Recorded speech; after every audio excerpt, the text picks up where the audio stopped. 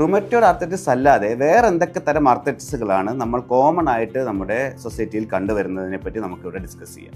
ഒന്നാമതായിട്ട് axial spondylo arthritis. Spondylo arthritis എന്ന് പറഞ്ഞു കഴിഞ്ഞാൽ യൂഷ്വലി 40 വയസ്സിൽ താഴെയുള്ള ആണുങ്ങളിൽ കാണുന്ന ഒരു അസുഖമാണ്.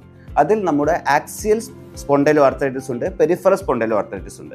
ആക്സിയൽ സ്പോണ്ടൈലോ ആർത്രൈറ്റിസ് എന്ന് പറഞ്ഞു കഴിഞ്ഞാൽ നമ്മുടെ സ്പൈനും പിന്നെ ഹിപ്പ് ജോയിന്റിനെയും ഉണ്ടാകുന്ന ബോൺസിനെയും എഫക്റ്റ് ചെയ്യുന്ന ഒരു കണ്ടീഷനാണ്. സോ ഇതിൻ്റെ ക്ലാസിക്കൽ ഇൻവോൾവ്മെന്റ് എന്ന് പറഞ്ഞു കഴിഞ്ഞാൽ ലോവർ ബാക്ക്, അതായത് നമ്മുടെ ബട്ടക്ക് ഏരിയയിൽ അതികഠിനമായ വേദന ഏർലി മോർണിംഗ് ടൈമിൽ ഉണ്ടാകും. പിന്നെ ആസ് ദ ഡേ പ്രോഗ്രസ്, ദിവസം കഴിയും തോറും ആ വേദന കുറഞ്ഞു വരും.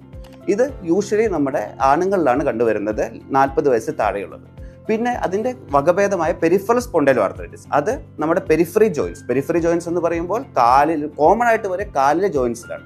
കാലിലെ ജോയിൻസിൽ നല്ല വേദന, സ്വെല്ലിംഗ്, റെഡ്നെസ് എല്ലാം ഉണ്ടാകും. ഇതിൻ്റെ കൂടെ നമുക്ക് കൂടെ എൻഡിസൈറ്റിസ് എന്ന് പറയും, അതായത് നമ്മുടെ ബോണിൻ്റെ ലിഗമെന്റ് ബോണിലോട്ട് അറ്റാച്ച് ചെയ്യുന്ന സ്ഥലത്ത് വരുന്ന ഈ ഇൻഫ്ലമേഷൻ, അതും ഇതിൻ്റെ കൂടെ വരുന്നതാണ്. പിന്നെ ഇതുപോലെ വേറെ ഞാൻ മുമ്പ് ഡിസ്കസ് ചെയ്ത പോലെ സോറിയാസിസ് ഉള്ള ആൾക്കാർക്ക് ഇതിൻ്റെ കൂടെ ആർത്രൈറ്റിസ് വരാം. അതും ഈ കാലിലെ ജോയിൻസിലാവും കോമൺ ആയിട്ട് വരിക. അതിൻ്റെ കൂടെ ചില കയ്യിലെ ഡിജിറ്റുകളിൽ ഫുള്ളായിട്ട് നീർക്കെട്ട് പോലെ വരും. അതിനെ ഡാക്ടിലൈറ്റിസ് എന്ന് പറയും. സോ ഈ സിംറ്റംസ് ഉണ്ടെങ്കിൽ നിങ്ങൾക്ക് സോറിയാറ്റിക് ആർത്രൈറ്റിസ് ഉണ്ടാകാം. പിന്നെ ഒരു മധ്യവയസ്സുള്ളൊരു ആണുങ്ങൾക്ക് കോമൺ ആയി വരുന്ന കണ്ടതാണ് നമ്മുടെ ഗൗട്ടി ആർത്രൈറ്റിസ്.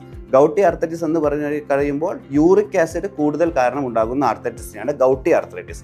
അത് ഒരു എപ്പിസോഡിക് ആർത്രൈറ്റിസ് ആണ്. എപ്പിസോഡിക് ആർത്രൈറ്റിസ് എന്ന് പറഞ്ഞു കഴിയുമ്പോൾ ജോയിന്റ് പെയിൻ വരും, കുറച്ച് ദിവസം ഒരു ജോയിന്റിൽ നിൽക്കും, അത് റിസോൾവ് ആയി പോകും. പിന്നെ അത് കഴിഞ്ഞ് അതേ ജോയിൻസിൽ വരാം, അല്ലെങ്കിൽ വേറൊരു ജോയിന്റിൽ വരാം. ഇതിനെയാണ് ഗൗട്ടി ആർത്രൈറ്റിസ് എന്ന് പറയുക. ഇത് യൂഷ്വലി നമ്മുടെ കാലിലെ ലോവർ ലിംബ് ജോയിൻസിലാണ് കോമൺ ആയിട്ട് കാണുക. അതായത് നമ്മുടെ ഫസ്റ്റ് MTP ജോയിന്റിലാവാം, പിന്നെ ആംഗിൾ ജോയിന്റിലാവാം, അല്ലെങ്കിൽ നീ ജോയിന്റിലാവാം.